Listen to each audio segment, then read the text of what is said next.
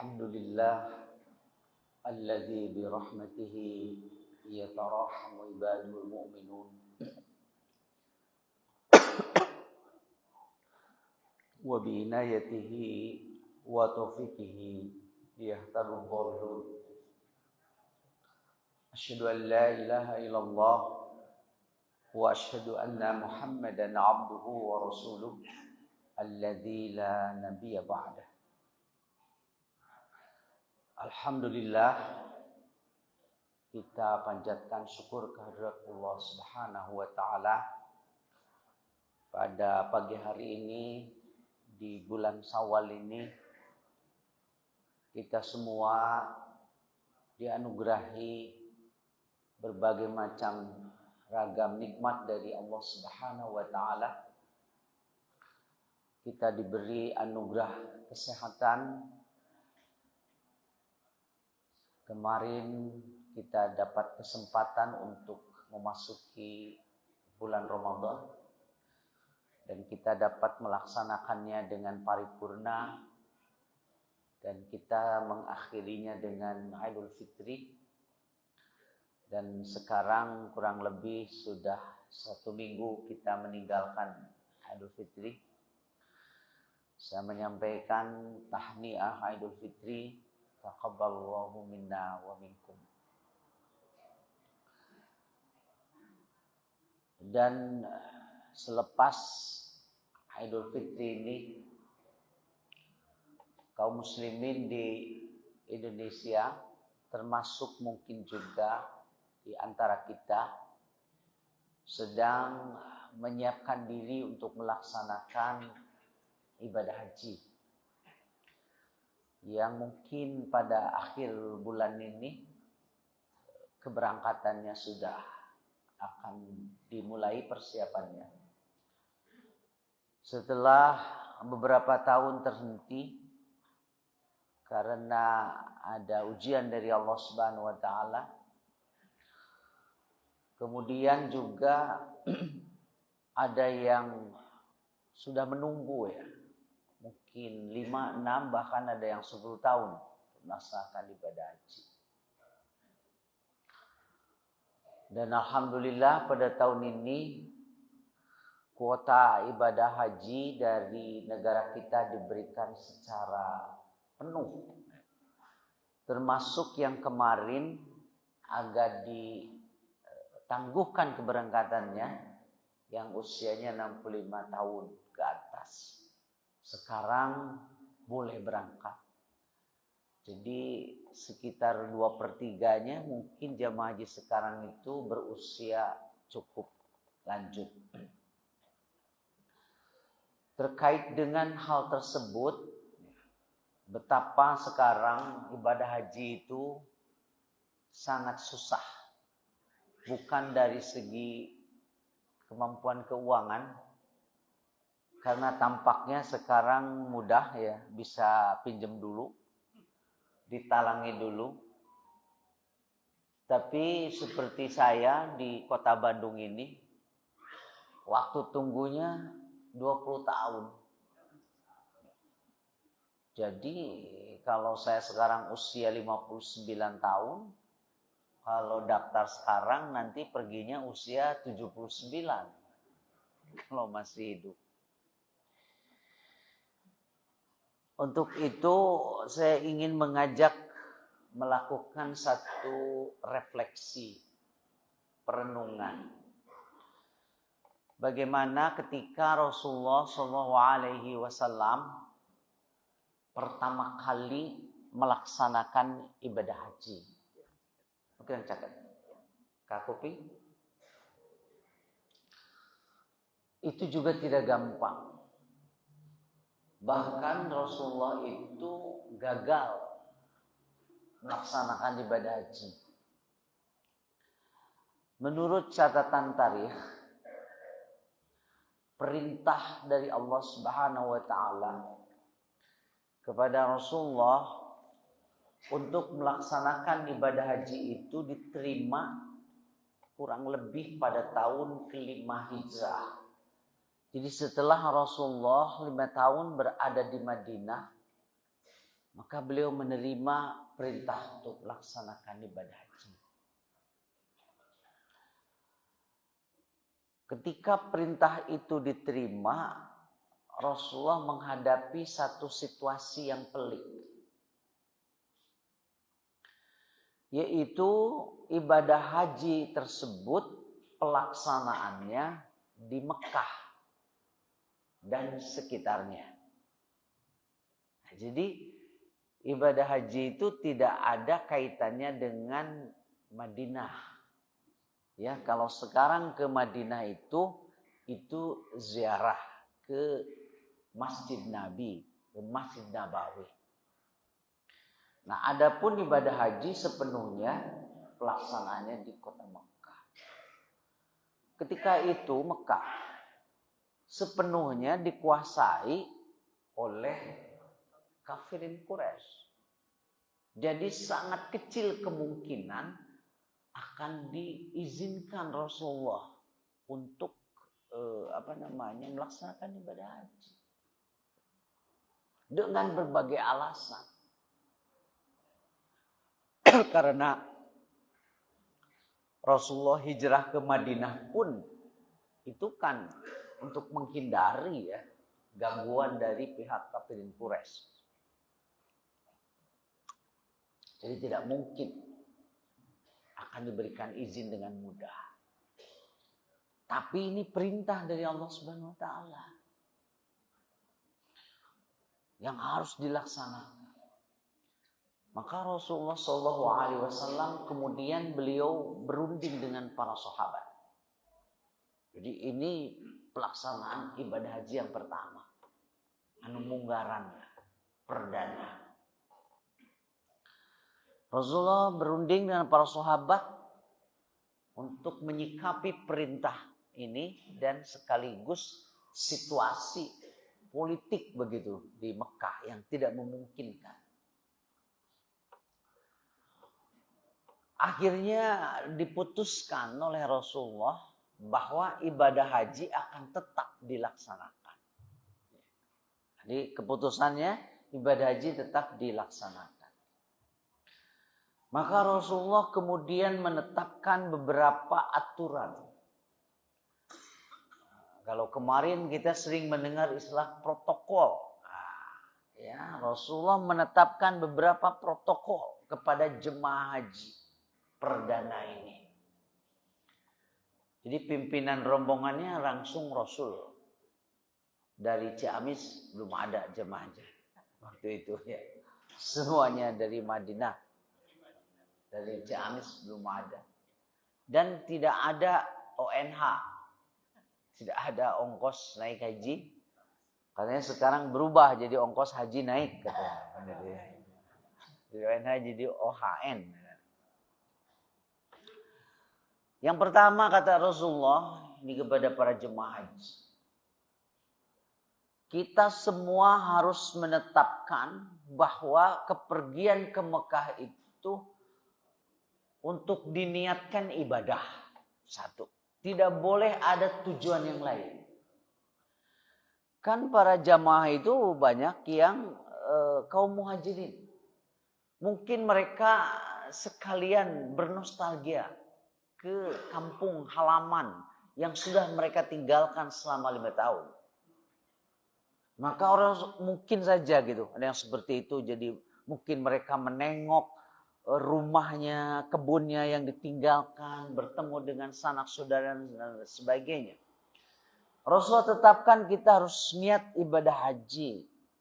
Termasuk juga tidak boleh ada niatan yang lain termasuk itu berperang. Ini ibadah murni kata Rasul. Oleh karena itu peraturan berikutnya kata Rasulullah, kalian semua harus membawa pedang ya, dalam keadaan tersarung. Nah, bahasa Ciamisnya disarangkaan. Gitu ya, disarangkaan. Silahur raqib. Nah, jadi pedang yang tersarung. Ini untuk memberikan pesan bahwa Rasulullah dan para sahabat itu bukan untuk berperang. Karena dalam situasi perang, pedang itu dalam keadaan tidak tersarung, terbuka, dilagar gitu ya, nah, gitu perang. Karena tradisi Arab itu pedang itu dibawa kemana-mana setiap mereka keluar rumah. Seperti orang tua kita dulu kalau pergi keluar rumah bawa golok, nyenak bedog. Ya, kalau itu dulu itu biasa. Jadi pergi ke kota pun nyoren bedog teu naon moal sarieun, tapi wami ayeuna tangkap polisi itu. Iya nama. Wami ayeuna mah ka mana-mana nyandak HP. Leres kan? Bapak nyaranak HP sedayana. Kata Rasul harus membawa pedang dalam keadaan tersarung untuk memberi pesan kepada kaum kafirin Quraisy bahwa kami memang untuk berperang, bukan untuk berperang. Yang ketiga kata Rasul, kalian harus membawa hewan yang diberi tanda bahwa hewan ini untuk disembelih, tuh hadiu gitu ya. Bukan hewan yang berfungsi sebagai kendaraan perang. Lagi-lagi untuk memberi pesan, kami ini beribadah, bukan untuk berperang. Dan 3 tuh tak Rasul peraturannya. Yang keempat, kalian kita semua kata Rasul harus pergi dengan menggunakan jalan alternatif. Tidak boleh melewati jalan yang biasa dilalui oleh kafilah-kafilah baik dari Madinah ataupun dari Mekah. Tujuannya untuk menghindari dari sergapan, dari pengetahuan intelijen kafirin Quraisy. Maka konsekuensinya perjalanan itu akan berlangsung lama. Karena Rasulullah mencari jalan yang menggunakan jalan yang tidak biasa. 4 gitu. Maka berangkatlah Rasulullah dari Madinah. Jaraknya kurang lebih 600 km. Jadi mungkin dari Bandung sampai ke Solo kali ya. Solo, jalan kaki. Dan Rasulullah itu dihitung ya. Itu beliau perjalanannya kurang lebih 2 minggu. 1 hari beliau itu berjalan 50 km dengan jamaah haji. Ketika itu usia Rasulullah sekitar 58 tahun. Sama dengan saya. Berjalan 1 hari 50 km. Mana yang usia 58? Apakah masih kuat berjalan 50 km? Ya. Kalau sekarang ibadah haji ngangobes di diana, terus itu pesawat, ya. Nunutan kulem aja, tahu-tahu udah nyampe Jeddah gitu. Rasulullah berjalan 1 hari 50 km. Dan memang kebiasaan Rasul itu berjalan. Jadi sehat beliau. Boleh dikatakan hampir tidak pernah sakit. Karena berjalan itu sehat. Orang laga yang paling sehat. Ya. Jadi bapak-bapak ibu-ibu nanti pengajian ke sini dari rumah. Kalau jaraknya 5 km berjalan saja. Ya. Ulai 500 meter pakai motor. Jalan ya. Kalau 5 kilo itu sehat 1 jam. Saya ukur kalau berjalan 5 km itu 1 jam. Oke, wihna mapah deui. Ya. Sehat itu. Rasulullah berjalan dengan para sahabat. Saya tidak tahu seandainya ada jamaah haji Ciamis tuh. Dulu terus pergi ke Mekahnya jalan kaki. Bade moal. Itu ibadah haji yang pertama. Rasulullah berjalan berhari-hari dan sudah kita bayangkan dengan menjalani ya perjalanan melewati bukit-bukit batu yang terjal, panas dan lain sebagainya Rasulullah. Dan akhirnya perjalanan Rasul ke Mekah melaksanakan ibadah haji itu hampir sampai. Tapi akhirnya Rasulullah itu diketahui perjalanannya oleh kafirin Quraisy juga lewat intelijennya. Makanya kemudian Rasulullah memutuskan untuk berhenti, membaca situasi apa yang akan terjadi. Rasulullah menghentikan perjalanannya itu di satu tempat yang namanya Hudaybiyah. Sekitar mungkin 20 km ya sebelum Mekah. Kan tinggal sebentar lagi. Tapi Rasulullah kemudian berhenti di situ untuk melihat perkembangan, membaca situasi apa yang akan terjadi. Betul saja.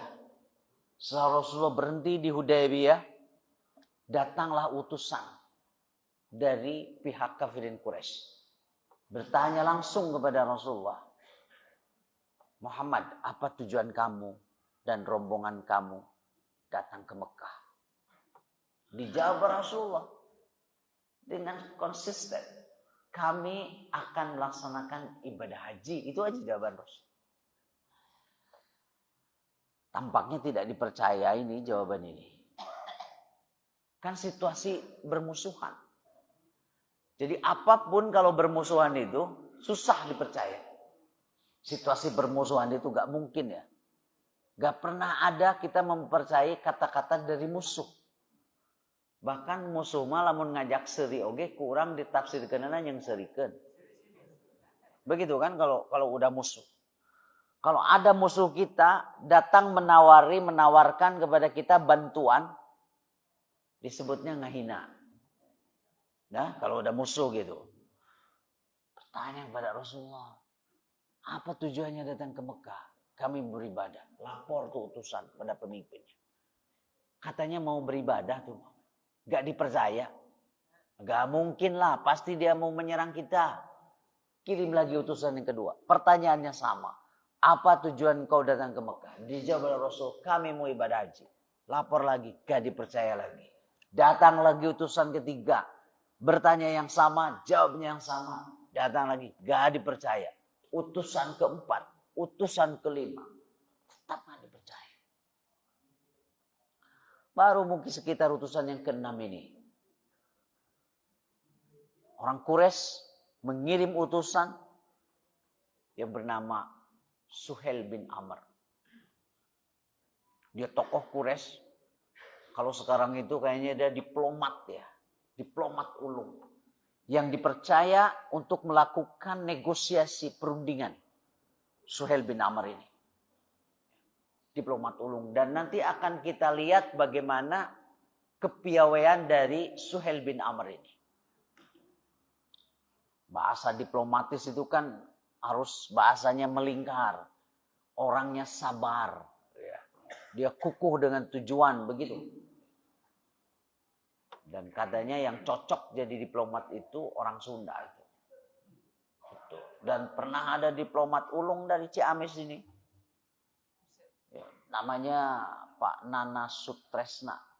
Dia terakhir Dirjen Abad. Dan ada juga Menteri Luar Negeri banyak dari Sunda. Profesor Mokhtar Kusumatmaja, Pak Dr. Hasan Wirayuda, itu dari Tasik. Mungkin nanti saya ya. Nah, kata Pak Mokhtar, orang Sunda itu cocok jadi diplomat. Karena orang Sunda itu punya bahasa yang lentur, luas. Mun orang Batak salieun cenah. Kalau orang Sunda mah punya bahasa duka. Kan duka teh hese diterjemahkeun, disebut moal erek, disebut erek moal. Ditaruh ya erek ngaji moal duka. Itu teh belum tentu tidak akan dan belum tentu juga akan. Erek infak moal duka. Nah, makanya bendahara harus rajin lagi tuh. supaya jadi gitu di situ. Nah, katanya bahasa diplomasi itu begitu. Jadi kalau menyatakan setuju, tidak boleh setuju. Jangan. Begitu juga kalau menolak, saya menolak. Jangan. Tah eta sunah dia. Duka gitu ya. Lentur tuh bahasa diplomatik tuh. Suhel dikirim nih oleh Rasulullah. Oleh kafirin Quraisy. Ketika Suhel datang, Rasul itu menariknya berkata begini, Rasulullah. Tampaknya orang Quraisy ini ingin berunding dengan kita dengan diutusnya orang ini. Jadi terus kebaca gitu Rasul, kenapa orang Quraisy nih mengutus orang ini? Jadi orang udah kebaca ke Rasul, pasti orang Quraisy mau berunding dengan dikirimnya orang ini, yaitu Suhel bin Amr. Begitu datang, pertanyaannya yang pertama, apa tujuan kau datang ke Mekah? Dijawab Rasul, kami mau beribadah haji.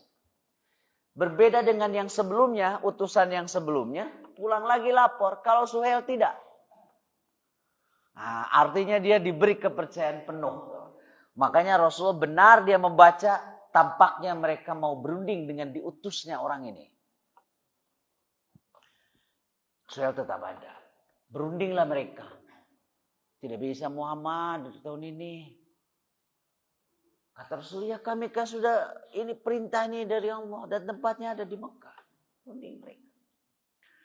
Akhirnya disepakati, berundinglah kedua pihak itu. Makanya perundingan itu terkenal dengan sebutan As-Sulhu Al-Hudaybiyah. Perjanjian damai Hudaybiyah. Ada juga yang menyebut Al-Hudnah Al-Hudaybiyah. Perjanjian gencatan senjata katanya. Ya, Hudaybiyah. Karena memang disepakati dalam salah satu pasalnya, selama 10 tahun kedua belah pihak tidak akan saling serang menyerang. Makanya ada yang menyebut Al-Hudnah Al-Hudaybiyah. Nah, jadi gencatan senjata. Hudnah. Atau bahasanya ceasefire. Tapi kan kalau dulu pedang. Kalau ceasefire itu menghentikan tembak-menembak. Jadi Al-Hudnah. Tidak saling serang menyerang. Berundinglah. Maka disiapkanlah delegasi dari pihak kaum muslimin. Dipimpin langsung oleh Rasulullah SAW sebagai ketua delegasi. Dengan anggotanya para sahabat senior. Abu Bakar, kemudian Umar, ya, Utsman juga. Dan bertindak sebagai sekretaris perundingan adalah Ali bin Abi Thalib. Dari pihak kafirin Quraisy, ketua delegasinya langsung Suhel bin Amr, diplomat ulung itu. Setelah mereka berunding. Setelah siap, nah ini yang menarik bapak-bapak ya. Dan ini rangkaian bagaimana ibadah haji itu sejak awal itu tidak gampang. Asalnya ibadah haji. Kalau kemarin kita tidak masuk ke Mekah karena ada virus COVID. Waktu itu dihalangi oleh kafirin Quraisy. Tidak bisa melaksanakan ibadah haji. Berundinglah Rasulullah. Setelah siap, nah ini yang menarik. Rasulullah tidak memberikan waktu lama kepada Suhel untuk berpikir. Rasulullah langsung melakukan inisiatif prakarsa. Rasul mengutuskan, mengusulkan. Beliau memerintahkan kepada Ali, "Uktub ya Ali bismillahirrahmanirrahim," kata Ali. Tulis Ali, perjanjian ini dimulai dengan kalimat bismillahirrahmanirrahim. Tulis Ali. Kaget Suhel. Nah ini menariknya. Rasulullah jadi kaget Suhel, ternyata Muhammad itu memiliki kecerdasan yang di luar yang dia bayangkan. Dia sangat cerdas, sangat berbasis kepada akidah, ideologis begitu. Penuh prakarsa. Kaget Suhel itu, kalau dia mah langsung mendapat serangan gitu. Dan orang Quraisy juga memang tidak salah memilih Suhel sebagai utusan, karena dia juga menggunakan akidah musyriknya di sini. akidah musyriknya. Rasulullah dengan akidah tauhid, Rasulullah mengatakan, "Uktub ya Ali, Bismillahirrahmanirrahim." Tulis, dimulai perjanjian ini dengan kalimat Bismillahirrahmanirrahim. Itu kan akidah tauhid. Ini Suhail dengan akidah musyriknya. Dia cerdas juga, tidak salah pilih. Maka Suhail langsung juga menukas. Jadi dia sempat kabur pengajian juga tuh Suhail. Ya. Tapi segera dia kata Suhail, "La, aku gak setuju." Kata Suhail, "La a'rifu hadza." Saya tidak mengakui kalimat bismillah itu. Kan itu kan kalimat tauhid. "Walakin uktub," kata Suhail, "tapi tulis Bismikallahumma, atas nama Tuhan." Ini luar biasa. Suhail itu cerdas dia. Kan kalau ada akidah musyrik mereka, setiap melakukan sesuatu, mereka akan memulainya dengan kalimat Bismillata wal Uzza. Begitu ya. Tapi kalau Suhail mengusulkan walakin uktub Bismillata wal Uzza, pasti ditolak langsung sama Rasulullah kan. Gak mungkin lah gitu. Cerdas Suhail. Maka dia pakai jalan tengah atas nama Tuhan. Jadi neither Allah nor Lata wal Uzza. Jadi dia tidak juga mau dengan menyebut asma Allah. Tapi juga dia tidak mengusulkan Lata Uzza. Pasti ditolak juga oleh Rasul. Itulah diplomat gitu ya. Nah, begitu ya. Walakin uktub Bismikallahumma, atas nama Tuhan. Cerdas sekali itu Suhail. Dia pakai akidah musyriknya. Akhirnya yang terjadi Rasulullah setuju. Dihapus tuh Bismillahirrahmanirrahim. Kata Rasul memerintahkan kepada Ali umhuha. Hapus Bismillahirrahmanirrahim. Dan diganti dengan atas nama Tuhan. Ya, dengan Bismillah. Kemudian para sahabat bertanya, kenapa ya kok Rasulullah mau-maunya menerima gitu dari mereka. Kalimat Bismillahirrahmanirrahim itu diganti. Nah ini ada penjelasannya ini yang kemudian dianalisis oleh para ulama. Pertama Rasulullah itu memberikan pesan kepada kita. Agar kaum muslimin dalam setiap apapun kita memulai itu pekerjaan. Apalagi terkait dengan kelompok lain. Kita harus tetap dalam koridor dakwah tauhid sampaikan. Inilah umat Islam. Apapun yang kita lakukan itu dengan menyebut asma Allah. Rasulullah kan tadi beliau mau pergi ibadah haji. Beliau berpesan kepada kaum muslimin. Tetapkanlah niat kita itu niatnya ibadah. Tidak ada niat yang lain. Kata Rasulullah. Nah makanya untuk itu beliau menjelaskan. Supaya tidak ada ananiah gitu dalam diri kita.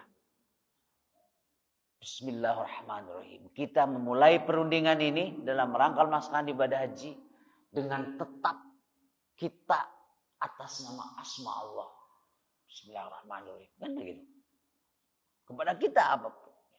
Apalagi untuk atas nama kepentingan umat. Untuk menghilangkan ananiah, siapa kita dan lain sebagainya. Nah, itu memberi contoh pada kita. Yang kedua, Rasulullah juga memberi contoh tadi kan. Suhail masih sempat berpikir. Apa ya yang harus diusulkan gitu kan. Tidak gampang untuk berunding gitu. Tidak gampang.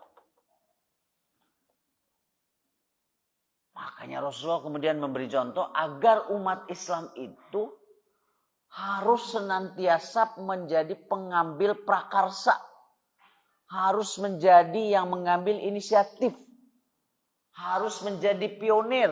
Jangan menjadi follower, pengikut. Sehebat-hebatnya pengikut tetap di belakang. Follower, bahasa sekarang itu follower. Wah ini jadi follower artis gitu kan sekarang tuh begitu. Sehebat-hebatnya follower tetap di belakang. Sejelek-jeleknya pionir pasti di depan.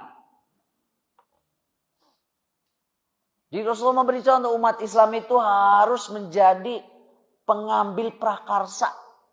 Dan Al-Quran sudah mengisyaratkan kepada kita. Agar kita ini fastabiqul khairat. Fastabiqu. Dari kata sabako. Sabako itu kan mendahului. Saling mendahului. Makanya musabakoh tuh disebutnya. Kalau orang bermusabakoh ingin menjadi yang paling depan. Masa bermusabakoh ingin jadi yang paling belakang? Jadi umat Islam itu dihimbau oleh Allah Subhanahu wa taala agar kita itu fastabiqul khairat. Kita harus menjadi yang paling depan di dalam berbuat kebaikan dan selalu harus menjadi yang paling depan, menjadi yang terbaik. Jadi umat Islam itu tidak boleh filosofi hidupnya sakil oge uyuhan, nggak boleh. Kita kan suka memaafkan kemalasan diri. Kita itu, ya. Akhirnya dibawa-bawa sehingga prototipe umat Islam itu menjadi umat yang tidak punya inisiatif. Ya, padahal itu nilai Quran tuh, fastabiqul khairat. Kata-katanya fastabiqu, pusabako, jadi harus menjadi yang paling depan. We have to be the best. Not only doing the right thing. Bukan saja kita berbuat yang baik, tapi harus menjadi yang terbaik. Kuntum khaira ummatin ukhrijat linnas. Kalian itu umat yang terbaik. Yang Allah hadirkan untuk manusia. Nah, ini menjadi sangat relevan Bapak-bapak. Sekarang ini kita mengambil libro karena sekarang ini di era teknologi informasi yang sekarang semuanya serba teknologi kan. Tuh ada HP. Dulu kalau mau merekam pakai kaset kan.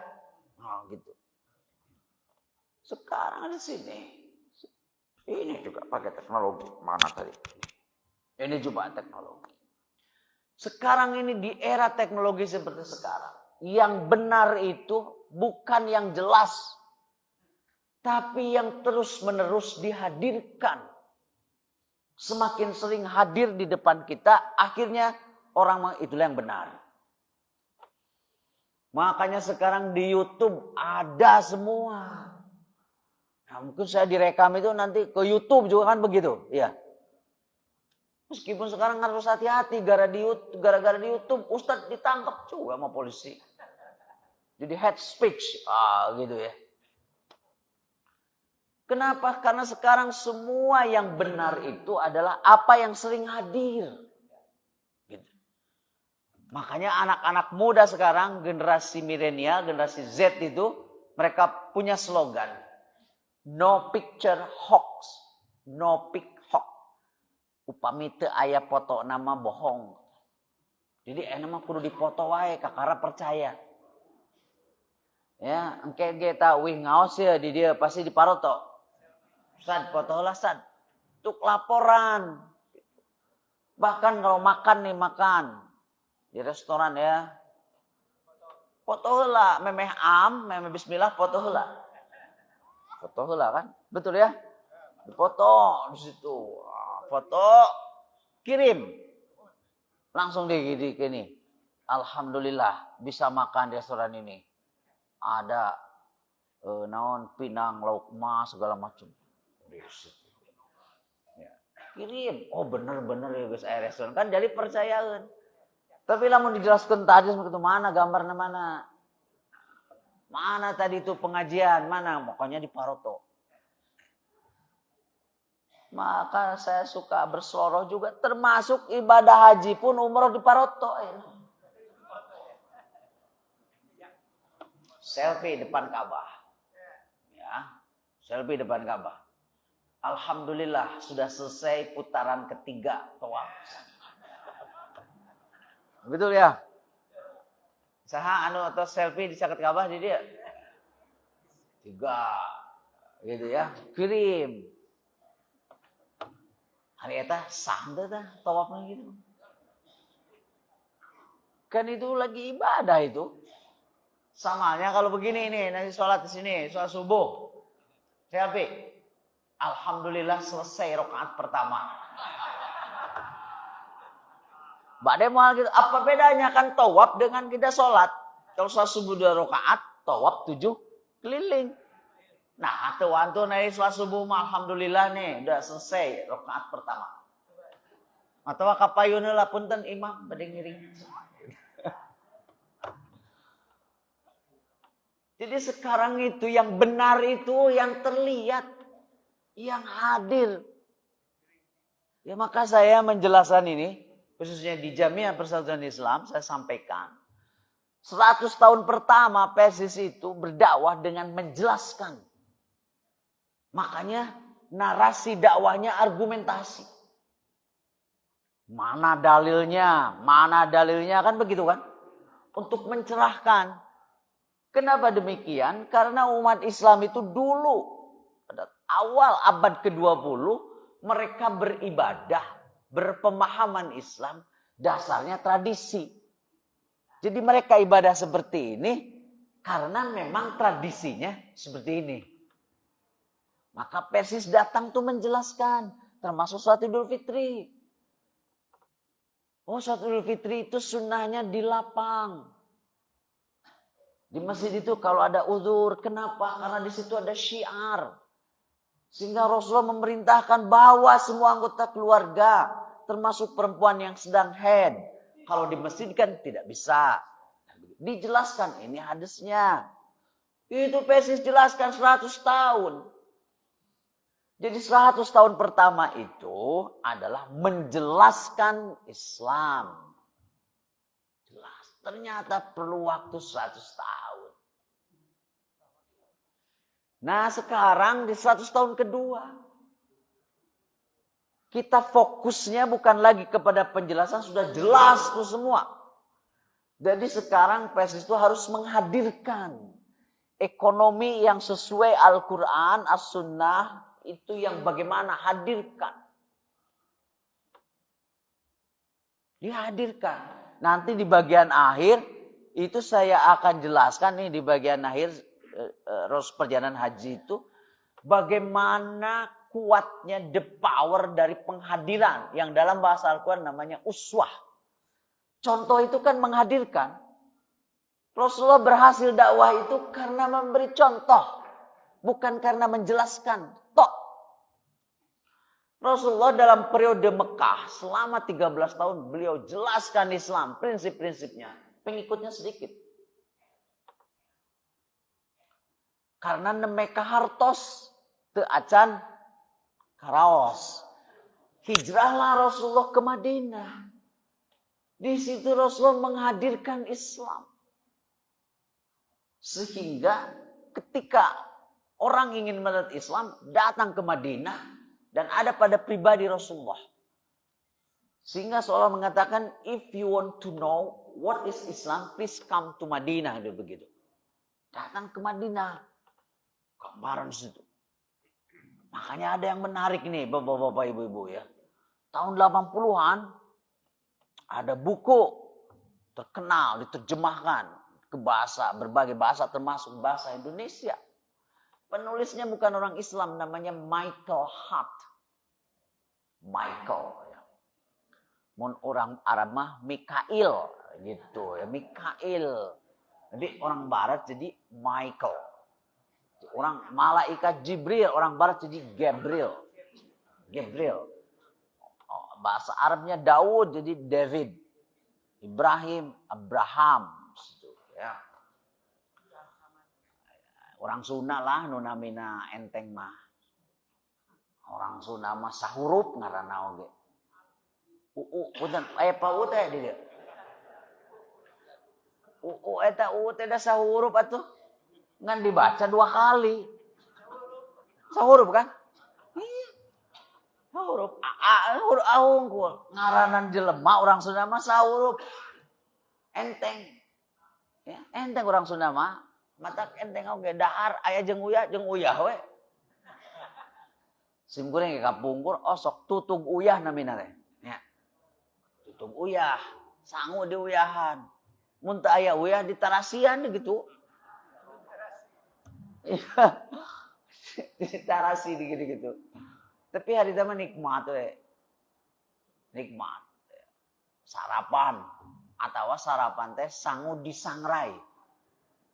Sesah tuh ngadamel lisah. orang Ciamis, saya sampasna jadi galendo. Sangrai sangut kepret ku cai. Sarapan sempurring. Naon rencangna jeung goreng ranginang, nama sangu papange jeung sarapan kapungkur, tapi alhamdulillah lah jadi profesor oge. Sarapan sangrai sangu. Sangrai jeung goreng ranginang. Paling lamun wis sakola ya jeung sangrai teri Singapura nu ageng. Dibelem dina talawengkar. Atawa dibubuhkeun kana lebu. Nah, lebu kitu-kitu we. Kitu-kitu ngarenos ieu sambal goang ya, aya sia-sia. Nikmat jeung sangu poe teh. Nikmat tuh. Jadilah profesor. Ya, modalna teri dibubuy. Ayeuna kumaha sarapan teh goreng enog sarapan gitu. Sekolah. Tapi bahasa asing euy jijian nu bisa kumaha ayeuna. Tahun 80-an tuh. Ya. Namanya Michael Hart. Menulis buku terjemahkan ke bahasa Indonesia. 100 tokoh yang paling berpengaruh di dunia. Nomor 1 Nabi Muhammad. Nabi Muhammad nomor 1. Nomor 2 Isaac Newton. Yesus baru nomor 3. Padahal dia penganut Kristen. Protes tuh mempertanyakan. Kenapa tidak Yesus? Ada alasannya ini ternyata. Nah kalau ilmuwan itu melakukan sesuatu ada argumentasi. Ini yang dulu dikembangkan oleh Pessis dalam berislam itu. Sudah dalilnya. Makanya argumentasi. Sehingga narasinya dulu tuh hujah. Ittiba. Lawannya taklid kan begitu. Ya. Taklid. Begini kata Michael Hart. Begini. Kenapa aku menempatkan Muhammad itu ranking 1? Karena Muhammad itu menjelaskan Islam dari A sampai Z. Kalau A-nya Islam itu adalah kelahiran. Kalau Z-nya itu adalah kematian. Kalau umpamanya di C-nya itu ada pernikahan. Muhammad jelaskan semua. Dan dia mengamalkan Islam dari A sampai Z. Sementara Yesus itu kan keburu disalib. Pada usia 33 tahun. Jadi gak sempat melaksanakan ajarannya A sampai Z. Jadi kalau ditanya bagaimana cara pernikahan dalam Islam. Ya lihat Rasul kan menikah. Kalau Yesus gak pernah menikah karena keburu salib. Oh betul juga. Nah itu alasannya. Makanya Rasulullah itu selalu mengatakan sallu kama ra'aitumuni usolli. Salatlah kamu sebagaimana kalian melihat aku salat, bukan begini. Salatlah kalian sebagaimana aku jelaskan. Nah, bukan di situ keberhasilan dakwah Rasul itu. Berhajilah kalian sebagaimana aku berhaji, kan tadi Rasul mimpi pertama kali. Berjuanglah menegakkan kebenaran meskipun dengan mengangkat senjata sebagaimana aku lakukan. Rasulullah kan memimpin perang. Jadi kalau A-nya itu kelahiran, Rasulullah kan punya anak. Beliau memperlihatkan begini kalau lahir anak itu fi yaumi sabihi, pada hari ke-7 akikah. Tasmiyah, kasih nama, ya digunduli, ditahlik. Contoh Rasulullah. Kalau Z-nya itu kematian, kalau ada yang meninggal begini kata Rasulullah. Rasulullah kan mengurus jenazah. Jadi mulai memandikan, mengkafani, menyolatkan. Sampai Rasulullah kemudian memimpin di kuburan. Rasulullah mengatakan, istaghfiru li akhikum. Was'alu lahu tathbit fa innahu al-ana yus'al. Mohonkanlah ampunan untuk saudaramu ini. Dan mohonkanlah ketetapan kepada Allah Subhanahu wa ta'ala untuk saudaramu ini. Karena sebentar lagi akan ditanya. Itu Rasulullah memimpin. Keberhasilan Rasulullah berdakwah itu karena beliau menghadirkan Islam dalam dirinya dan masyarakat. Itu yang saya katakan tadi itu, menghadirkan itu. Makanya dalam waktu 10 tahun di Madinah, Islam itu cepat sekali menyebar, pengikutnya banyak. Nah, makanya agenda Persis, khususnya agenda umat Islam pada umumnya, sekarang harus menghadirkan. Jadi bukan lagi pada penjelasan. Parantos jelas enak masa segala rupina oge. Sok bade naroskeun naon wae dina YouTube aya.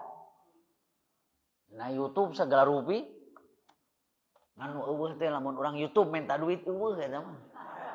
Teu ngungkul nu eueuh mah. Mau tanya fatwa apa saja.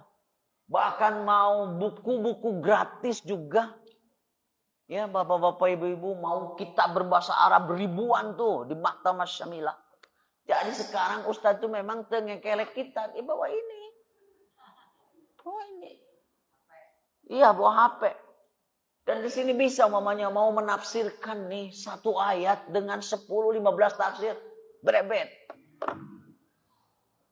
Jadi aya nama Ustadz teh jiga palinter padahal mah ieu nu pinterna. Situ. Bahkan sekarang, kalau dulu harus belajar nahwu dulu ya. Itu sekarang kitab-kitab kuning, itu dengan sistemnya. Jadi dijabar jeeran langsung. Makanya sekarang yang aneh itu bukan yang pinter. Zaman aneh teh mun aya keneh nu bodoh. Zaman kiwari mah, teu aneh nu palinter mah. Karena semuanya ini sebutnya telepon pintar. TV pintar. Ya, semuanya sebab pintar. Menghadirkan Islam. Begitu. Nah, makanya kata Rasulullah, kenapa beliau mengutus bismillahirrahmanirrahim? Karena Rasulullah mengajarkan agar umat Islam itu harus jadi pionir. Harus berada di garis depan untuk menghadirkan Islam. Nah, itu ya. Setelah itu, Suhail teh kaget kene nih. Masih kene kabur pengajian. Rasulullah langsung sudah berinisiatif lagi. Tanpa memberi cek paripaos nama. Ngarenghap ke can anggeus. Rasul langsung memerintahkan. Dan sangat ideologis berbasis akidah lagi Rasul. Yang baru 2 nih. Uktub ya Ali, tulis lagi. Lalu Suhail teh langsung ngelenyap. Aduh. Dia masih rek mikir, naon ya? Hadza ma saluh baina Muhammadur Rasulillah Suhail bin Amr. Tulis Ali, perjanjian ini dibuat antara Muhammad Rasulullah dan Suhail bin Amr. Kalau kita tidak jeli berbasis kepada ideologi, kalimat itu biasa-biasa saja. Tapi Suhail tadi kan pintar. Rasulullah lebih pintar. Jadi untuk menunjukkan ngaranna pamimpin mah kudu pintar. Makanya syarat kepemimpinan itu pertama itu ilmu. Ilmu tuh pemimpin itu. Ketika Rasulullah mengangkat Tolut diprotes oleh Bani Israel, kenapa mengangkat Tolut? Tolut kan keluarga biasa-biasa, dia juga tidak kaya. Jadi di benak Israel pamimpin teh kudu berdarah biru jeung kudu loba duit. Eta mah mirip-mirip di urang ayeuna nya. Jadi urang teh ongkoh mengutuk tuh Israel tapi kelakuanana diikuti. Jadi dalam benak Israel pemimpin itu harus berdarah biru. Mereka mengatakan wa nahnu ahaqqu bil mulki. Kami yang lebih berhak. Tolut mah bukan darah biru. Walam takun sa'atan minal mal. Dan Tolut juga tidak punya cicis. Kamu punya duit. Karena sekarang untuk biaya nyalonin presiden itu harus punya duit 100 triliun. Sok. Teu aya sadayana calon presiden kan juga artos sakitu teu aya. Makanya dibiayaan. Nah, itu sebetulnya oligarki teh ya. Jadi nu berkuasa di Indonesia mah sanes rahayat juga urang deui sanes. Nah eta. Susah ngelawan oligarki. Kecuali lamun orangnya cerdas. Bayang 100 triliun. 100 triliun. Sana gak ada 100 triliun. Jangan lamun dia masih kuring gak ada 100 triliun. Mau jadi presiden. Maning. Wah, itu. Kusim kuring 100 triliun kayak dibagi-bagi. THR. Nah, dia. Ya, 10 juta ewang. 10 juta ewang. THR. Kirang kene bere deui 10 juta. Baiklah ngalamun ieu tamanya. Itu kata Israel, kata Allah Subhanahu wa taala, wa zadahu bastatan fil ilmi wal jism. Kenapa Allah mengangkat Tolus sebagai pemimpin? Karena kami sudah membekalinya dengan ilmu. Ilmu. Kata para ahli tafsir, ilmu di sini itu maknanya nih, bisa ilmu tentang perang, ilmu tentang politik, intinya kepemimpinan. Nah, itu pemimpin itu harus punya. Tidak ada sekolah pemimpin, makanya pemimpin itu syaratnya harus jadi pembelajar cepat. Jadi nanti di sini yang cocok di sini para jamaah di sini bisa semuanya juga jadi bupati Ciamis. Bisa itu, gampang jadi bupati mah. Nu hese mah kumaha carana supaya orang kapilih heula. Itu ya. Itu ya. Nah, tapi kalau sudah jadi itu pembelajar cepat, seminggu cukup tuh belajar jadi bupati. Nanti saya kasih ajari. Sekarang pokoknya harus jadi bupati dulu. Kan sebenarnya cabang terus ayat 13 ya. Nanti nyalonin. Gampang jadi bupati mah. Seminggu diajarin lagi. Pembelajar cepat. Nanti saya kasih gratis. Gratis. Tapi Suhel itu cerdas. La kata Suhel. La arifu hadza. Saya tidak mengakui, gak menerima kalimat ini. Walakin uktub. Tulis. Hadza ma suluha baina Muhammad bin Abdullah Suhel bin Amr. Tulis perjanjian dibuat antara Muhammad bin Abdullah dan Suhel bin Amr. Luar biasa. Yang menjadi fokusnya itu dicoret oleh Suhel kata-kata Rasulullah. Sementara pesan Rasul, aku ini Rasul. Pergi ke Mekah melaksanakan ibadah haji bukan sebagai Muhammad. Kalau sebagai Muhammad mah nostalgia pulang ke Mekah itu. Kalau sebagai Muhammad untuk apa saya berjalan 1 hari 50 km? Karena ini tugas kerasulan. Maka ditekankan itu. Perjanjian dibuat antara Muhammad Rasulullah dan Suhel bin Amr. La kata Suhel. Buat antara Muhammad bin Abdullah dan Rasulullah. Cerdas respon itu. Alasannya begini kata Suhel. Lau na'lamu. Lamun teamah kuringaku. Lau na'lamu. Lamun teamah kuringaku kalimat itu tadi. Yen NTT Rasulullah cek Suhel. Ma qatalnaka. Untuk apa kami merangi engkau? Ma sadadnaka anil bait. Untuk apa menghalangi engkau? Untuk beribadah di Baitullah. Berarti kan gesrah bongkokan. Lamun narima kalimah Rasulullah. Justru kami perang ngahalangan itu sebab kami mah teu ngaku yen didinya teh Rasul. Itu alasannya. Luar biasa kan? Luar biasa Suhel. Tapi Rasulullah kan langsung. Nah akhirnya gak apa-apa kata Rasul. Apa-apa. Pupus. Di sini ada masalah. Ali gak mau menghapus. Ali tidak mau. Gak mau Rasul. Mungkin Ali mengatakan begini. Saya ini kehilangan masa remaja mempertahankan kerasulan kau. Meskipun ini hanya tulisan. Tapi ini adalah sebuah pesan. Gitu. Mungkin Ali mengatakan, langkahi dulu mayat saya. Oh, tegang tuh situasi. Tegang. Akhirnya Rasulullah berkata kepada Ali, Ali, arini makanaha. Perlihatkan kepadaku, mana tulisan Rasulullah itu. Ini Rasul. Akhirnya dicoret sama Rasul.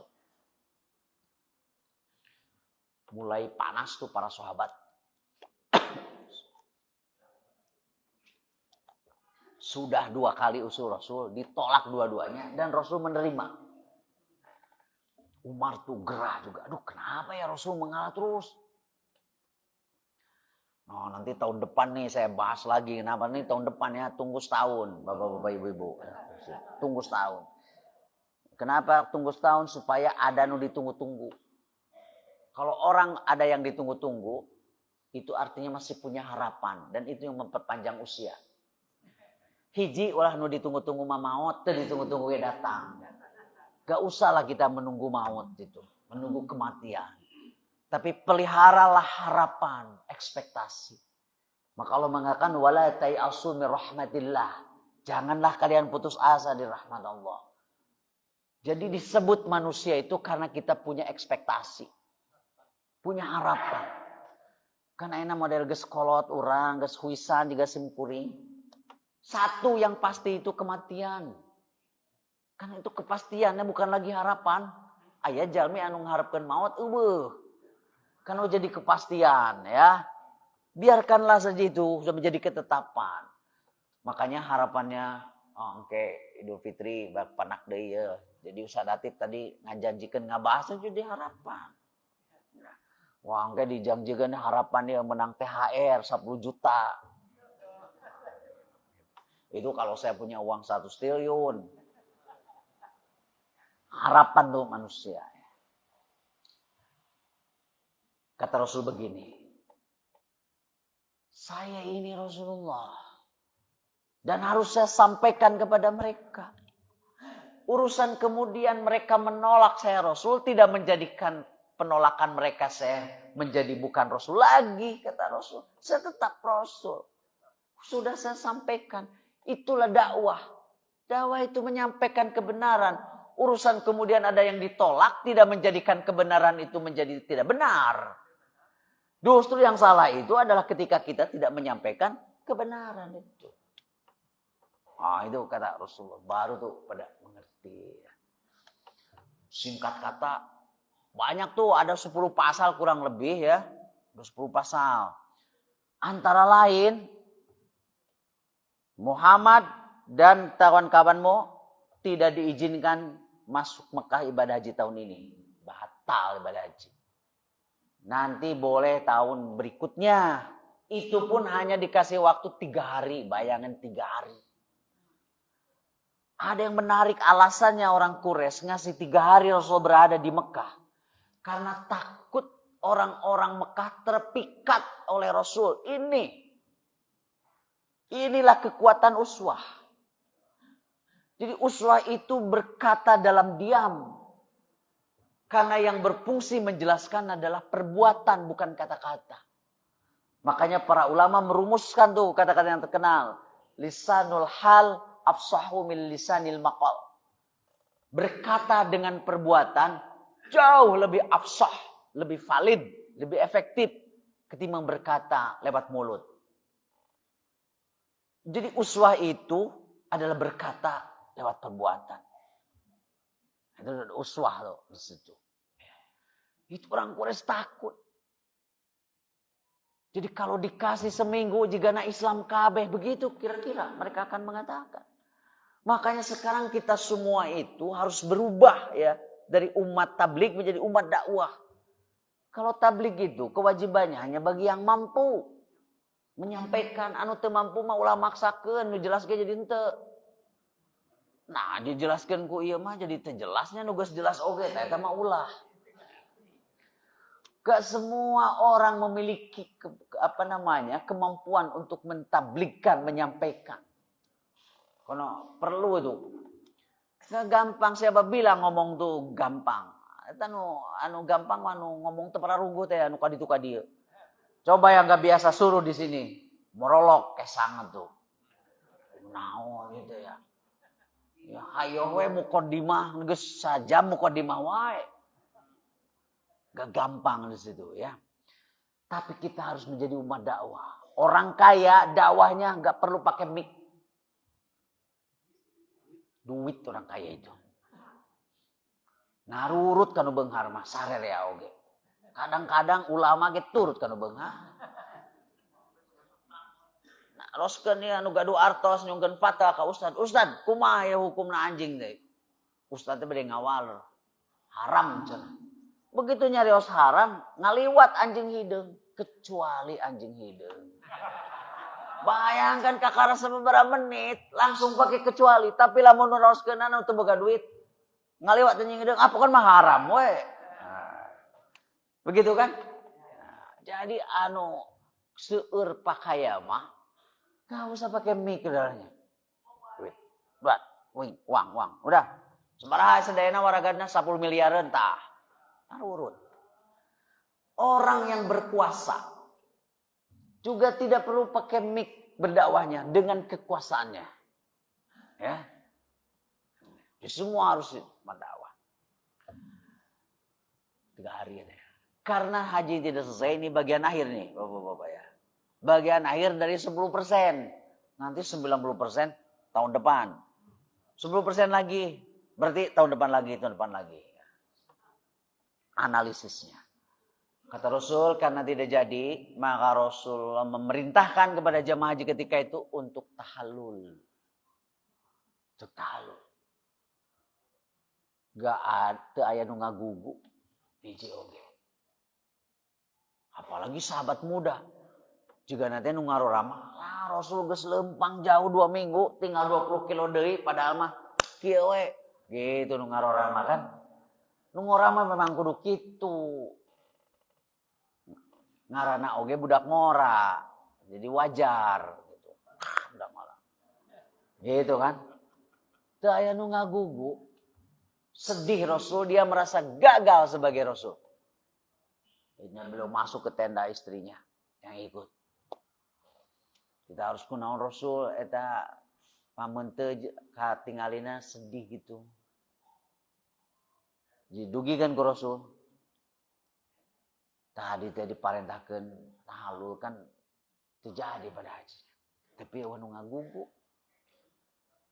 Saur istri Rasul, Rasul upami parentah tos didugikeun, himbauan tos didugikeun tapi teu ngagugu paparin contoh we ku salira. Ini luar biasa ini. Kartos ku Rasul cerdas sekali. Jadi istri itu cerdas ternyata. Jadi istri-istri orang teh cerdas teh sebenarnya mangan sok api-api bodoh keur ngahargaan salaki. Ila laki mah bodoh ge sok asa pinter wae. Salaki mah puguh teu boga duit hayang disebut boga. Gitu. Namun istri mah tara ngahargaan salaki cicingna dipengker, api-api teu boga duit padahal loba. Keur ngahargaan salaki, kayak lamun bener-bener salaki teu boga duit, kakara keluar aya cenah di mamah, gitu kan. Terus kan? Terusnya. Jadi ibu-ibu nu di ditu itu cerdas-cerdas semua untuk menghargai suaminya. Ngan salaki sok kadang-kadang teu apal gitu ya. Ya. Tambi itu ke Rasul. Maka Rasul keluar tenda. Beliau meminta agar digunduli, tahlik. Begitu Rasulullah digunduli, semuanya ikut kecuali sebagian kecil yang ditaksir. Tadi mah dihimbau nggak ada. Begitu dikasih contoh, saking gembiranya Rasul, beliau mendoakan yarhamullahul muhallikin, semoga Allah memberikan rahmat kepada yang menggunduli. Ya menggunduli nu ngadugulan. Aya nu teu didugulan. Dia mengatakan wal muqassirina ya Rasulullah ari abdi ya nu teu didugulan teu didoakeun gitu. Rasul teh hayo yarhamullahul muhallikin wal muqassirina ya Rasulullah yarhamullahul muhallikin terus we ngadoakeun nu didugulan. Terus kaopat kalina wal muqassirin nya lah anu teu didugulan oge gitu. Terus kan katingali Rasul teh kapaksa, kunaon Rasul meni kapaksa ngadoakeun teh. Lam yasku tah anu didugulan mah teu talangke jiga maneh gitu. Itulah para hadirin ya, salah satu tadi saya katakan the power of uswah. Kekuatan uswah itu Rasulullah memerintahkan tahallul arembungeun. Begitu Rasul didugulan, berang sadana ikut. Terus sekarang adalah eranya, era memberi contoh. Dan para jemaah haji yang pergi ke situ semua harus menjadi umat yang memikat. Karena dulu juga dikasih 3 hari, takut orang Mekah terpikat. Itu ya, bapak-bapak, ibu-ibu. Mudah-mudahan jemaah haji kita yang akan berangkat menjadi generasi yang bisa memingkat dengan uswah-uswahnya. Itulah bapak-bapak, ibu-ibu yang bisa saya sampaikan. Mudah-mudahan ada guna dan manfaatnya. Aku qouli hadza wa astaghfirullah wa lakum. Assalamualaikum warahmatullahi wabarakatuh. Ayo perterusannya. Bapak seorang profesor, juga dosen di Universitas Bandung, dan juga sebagai wakil ketua PSIS se-Indonesia. Selamat Ustaz. Amin. Amin. Amin. Ustaz pertanyaan Ustaz di bidang politik nasional, saya juga bertanya dengan internasional ini. Masalah Israel seharusnya sejak tahun 1997 sudah menjajah Palestina. Sampai sekarang tidak pernah berakhir. Bahkan kemarin di bulan Ramadan orang berjamaah sholat tarawih dikejar dan sebagainya dan sebagainya. Ustaz, apakah yang dimaksudkan Bani Israel dalam Al-Quran?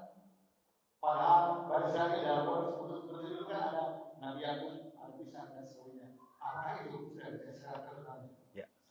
Baik, saya jawab dulu supaya agak lupa ya pertanyaan pertama. Maksud dengan Bani Israel. Nah ini memang panjang sekali. Saya singkatkan. Ini ada satu disertasi dari mantan rektor Universitas Al-Azhar ya. Judulnya Banu Israel fil Quran was Sunnah. Itu disertasi. Jadi nanti saya bahas lagi tahun depan lagi ya. Itu satu disertasi itu. Ini saya singkat ini pertanyaannya singkat tapi jawabannya akan panjang. Saya singkatkan. Sebetulnya Israel itu adalah gelar ya. Penghormatan dari Allah kepada Nabi Yakub. Isra itu artinya kekasih. Gitu. Il itu Tuhan. Nah bahasa Ibrani orang Israel tuh mereka nggak bisa atau nggak suka menyebut il. Mereka tuh el, makanya punya Israel. Arab Israel, gitu kan namanya el. Makanya Tuhan dalam bahasa Ibrani el, jadi Eli. Makanya katanya Yesus ketika disalib, beliau berkata, Eli, Eli, lama sabachthani. Ke bahasa Arab jadi Eli jadi ilahi, ilahi, limadza taraktani. Nah gitu ya, El. Ada Elohim, El. Tapi kemudian anak cucu Nabi Yakub, padahal Nabi Yakub dari situ dia mengklaim bahwa kami ini bangsa kekasih Tuhan. Kayak kita ini bukan, ini manusia kelas 2. Gitu ya. Nah sebetulnya itu hanya Nabi Yakub. Nah dengan kesombongan ini, jangankan manusia Tuhan aja dia tipu. Nah termasuk ya kenapa kemudian di Palestina itu. Mereka percaya katanya itu yang the promising land. Itu tanah yang dijanjikan untuk orang Israel. Gitu. Makanya mereka itu ya kemudian ingin mendapatkan janji ini. Sementara orang Israel itu kan sudah dilaknat nih oleh Allah Subhanahu wa taala, kunu qiradatan khosiin.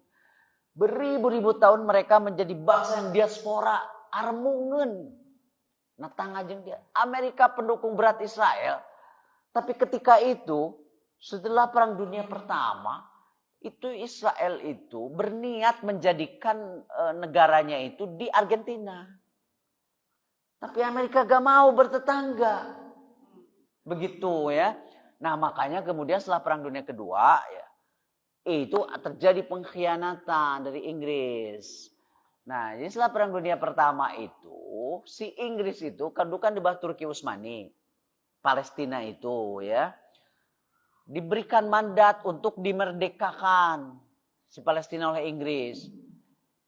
Alih-alih dimerdekakan pada tahun 48 terkena dengan deklarasi Balfour, Menteri Luar Negeri Inggris, malah dikasihkan ke Israel. Terjadilah itu